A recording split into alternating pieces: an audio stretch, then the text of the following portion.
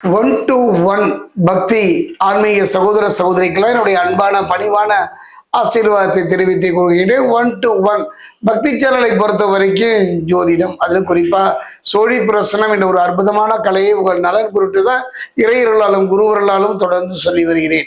அந்த வகையில் பார்க்கும்போது குரு பயிற்சி, சனி பயிற்சி, ராகுகேது பயிற்சி, 3 பயிற்சிகள் நடந்தாலும் கூட வாழ்க்கையில எந்த விதமான பயிற்சியும் நிம்மதியும் இல்லையே என்று கலங்கியவர்களுக்கு தான் ஒரு அற்புதமான பயிற்சி, குறுகிய கால பயிற்சி, குருவுக்கு இணையான ஒரு பயிற்சி தான் சுக்கிரனுடைய பயிற்சி.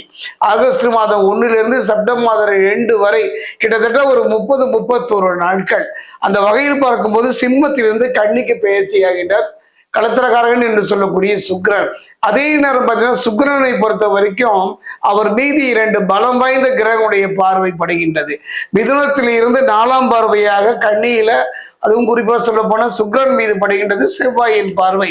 மீனத்தில் இருந்து பாத்தீங்கன்னா 7ஆம் பார்வையாக கண்ணின் மீது அவருடைய பார்வை படுகின்றது. இப்படிப்பட்ட ஒரு சூழ்நிலையில எவ்வாறு இருக்கும் என்பதை பார்க்க போடுகின்றோம்.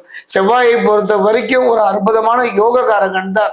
அதே நேரம் பார்த்தீங்கன்னா மிதுனத்தில் இருந்து பாத்தீங்கன்னா 1, 2, 3, 4, 5, 6, 7ஆம் பார்வையாக தனுசை பார்க்கின்றார். செவ்வாயினுடைய இந்த ஒரே ஒரு பார்வை மட்டும்தாங்க. சுக்கிரன் பாத்தீங்கன்னா சுக்கிரனை பொறுத்த வரைக்கும் அவர் பலமிழந்து காணப்படுகின்றார். பலமிழந்து, இந்த பலம் பலகீனம் 2மே மனிதனுக்கு இருப்பதை போல நவ கிரகங்களுக்கும் உண்டு. அந்த வகையில பாத்தீங்கன்னா அதிசாரமாக பலமிழந்த சுக்கிரன் பல இன்னல்களை தரக்கூடியவர், பல கெடுபலங்களை தரக்கூடியவர், சில இயக்கங்களை தந்து மறைக்கக்கூடியவர், அப்படி உடல் ரீதியா மன ரீதியா பாதிப்புகளை தரக்கூடியவர் தான். ஆனாலும் கவலையே படாதீங்க. மிதுனத்தில் இருந்து பாத்தீங்கன்னா செவ்வாயினுடைய பார்வை தனுசின் மீது படிவதாலும் சனியினுடைய பார்வை படிவதனாலும் நல்ல ஒரு மாற்றம், ஒரு நல்ல முன்னேற்றம் பெறுமா என்பதை தனுசு ராசியை இப்ப நம்ம பார்க்கலாம். காரணம் என்னன்னா, பல தடைகள் தொழில வாழ்க்கையில பல தடைகளை வருவதற்கும் சந்திப்பதற்கும் தனுசு ராசிக்காரர்களுக்கு காரணம் என்ன பார்த்தீங்கன்னா சனி பகவானுடைய அர்த்தாஷ்டம சனி. இப்படிப்பட்ட ஒரு காலகட்டத்தில் தனுசு ராசிக்கு எவ்வாறு இருக்கும் என்பதை பார்க்கலாம்.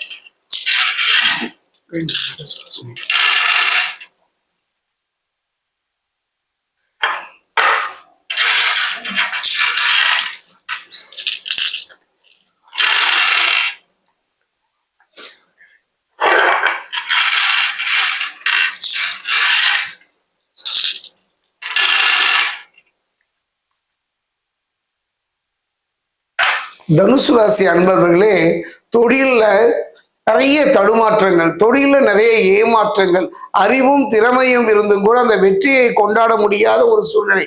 நல்ல வாழ்க்கைங்க, நல்ல திருமண யோகம், நல்ல கணவன், நல்ல மனைவி, நல்ல பிள்ளை, பேரும் புகழ் அத்தனையும் இருந்தும் ஏனோ ஒரு வெறுமையான ஒரு விரக்தியான வாழ்வியலை சந்தித்து வருகின்ற தனுசு ராசிக்காரர்களது ஒரு பொற்காலம் நற்காலம் என்றுதான் கூறுவேன். காரணம் பார்த்தீங்கன்னா அர்த்தாசிரம சரியாக இருந்தாலும் கூட சுக்கிரனுடைய அருள்நாளியும் பலவீனமாக இருந்தாலும் கூட நீசபங்க ராஜயோகத்தின் காரணமாக நல்ல மாற்றங்களை பெறக்கூடிய ஒரு அருமையான சந்தர்ப்பம். அதே நேரம் பார்த்தீங்கன்னா இந்த காலகட்ட குருவின் பார்வையை பொறுத்த வரைக்கும் பார்வையினால சனி பகவான் சுபத்துவம் அடைகின்றார். அதே நேரத்தை பார்த்தீங்கன்னா சனி தன் பார்வை பெறும் ஸ்தானங்களுக்கு நற்பலன்களையே தருவாருங்க. கவலையே பட வேண்டாம். அதாவது சனி பகவான் கொடுப்பதை யார் தடுப்பார், இவர் தடுத்தார் யார் கொடுப்பார் என்பதை போல சில நல்ல நற்பலன்களை சனி பகவான் இந்த காலகட்டத்துல வரப்போயிட. என்னுடைய அனுபவத்துல தனுசுவை பொறுத்தவரைக்கும் சனியினால எந்த காலத்திலையுமே நற்பொருளை பெற முடியாமல் தவித்துத்தான் போய்விட்டீர்கள். கர்ம பலனின் காரணமாக கதறித்தான் போய்விட்டீர்கள். அப்படிப்பட்ட ஒரு காலகட்டம் தான் இந்த காலகட்டம். பார்த்தீங்கன்னா கடன்கள், நோய்கள் ஆகியவற்றின் தாக்கத்தை குறைப்பார். அதே நேரத்தில் பார்த்தீங்கன்னா கடன் சுமைகளினால சிலரெல்லாம் சில வெளிநாடுகளுக்கோ வெளியிடங்களுக்கோ தலைமறைவு வாழ்க்கை வாழ்வார்கள். யாரோ செய்த படிபாவங்களை இவர்கள் சுமந்து திரிகின்ற ஒரு காலகட்டம். கவலையே பட வேண்டாம், அந்த நிலை மாறும். சகோதர சகோதரிகள் மத்தியில் வந்த கருத்து வேறுபாடுகள் படிப்படியாக குறைவதை பார்ப்பீர்கள். குறிப்பா பார்த்தீங்கன்னா செவ்வாய்ங்க தன்னுடைய 7ஆம் பார்வையின் மூலமாக, அதாவது தலைக்கு வந்தது தலைமையோடு போச்சு என்பதை போல, அதாவது அந்த பிரச்சனைகளை அத்தனையுமே பனி போல் கரைகின்ற ஒரு சூழ்நிலையை செவ்வாய் தருவார். அரசு துறையில ஆதாயம் பெற முடியாத ஒரு காலகட்டத்துல அரசு துறையினால நல்ல ஆதாயம் பெறக்கூடிய, அரசு துறையினால நல்ல வேலைகள் கிடைப்பதற்கான சந்தர்ப்பங்களை அமைத்து தருவார். அதாவது பூமிகாரர்கள் என்று சொல்வதற்கு இயல்புக்கு ஏற்ப தனுசு ராசிக்காரர்கள் ஒரு அடி மண் கூட இல்லையே என்று கலங்கிய ஒரு காலகட்டம். அந்த நிலை மாறும். கட்டி முடிக்காமல் பாதியில் என்ற வீடு கட்டி முடிக்கின்ற ஒரு சூழ்நிலை அமையும். சிலர்கள்லாம் அதாவது கணவன் மனைவி உறவு மட்டுமல்ல, அப்பா பிள்ளை உறவு மட்டுமல்ல, முதலாளி தொழிலாளி உறவு மட்டுமல்ல, அதில் இருந்து வந்த பிரச்சனைகள் படிப்படியாக குறைவதை பார்ப்பீர்கள். சொன்னேன் அல்லவா, கடன் சுமைகள் படிப்படியாக குறையும்.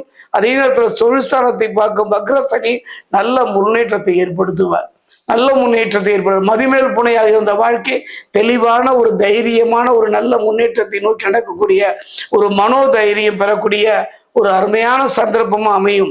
குறிப்பா பாத்தீங்கன்னா வக்ரசனி மன உறுதியையும் தன்னம்பிக்கையும் அதிகரிப்பார். இந்த சுக்கிரனுடைய பயிற்சியில தெளிவு பிறக்கும். தள்ளி போன காரியங்களை வெற்றிகரமாக முடிப்பீர்கள். சுக்கிரனுடைய அருள்னால என்னுடைய அனுபவத்துல பொன் வைக்கும் இடத்துல பூ வைப்பது போல நல்ல மாற்றங்களை தரக்கூடிய, நல்ல முன்னேற்றங்களை பெறக்கூடிய ஒரு சுக்கிரனுடைய பயிற்சி தான் தனுசு ராசிக்கு. குறிப்பா பாத்தீங்கன்னா வேலையில இருந்து வந்த பிரச்சனைகள் குறைவதோடு ஊதிய உயர்வோடு கூடிய வேலை மாற்றங்கள் தரும். குறிப்பா நீண்ட நாள் இழுத்தடித்த வம்பு வழக்கில் இருந்து ஒரு நிம்மதி தருகின்ற ஒரு காலமே இந்த காலம். சகோதர சகோதரிகள் பற்றி இந்த கருத்து வேறுபாடுகள் படிப்படியாக குறைவதை காணலாம்.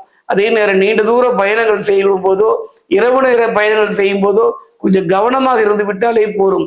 அந்தரங்க விஷயங்களை பிறரிடம் பங்கிடாமல் இருப்பது சிறப்பு.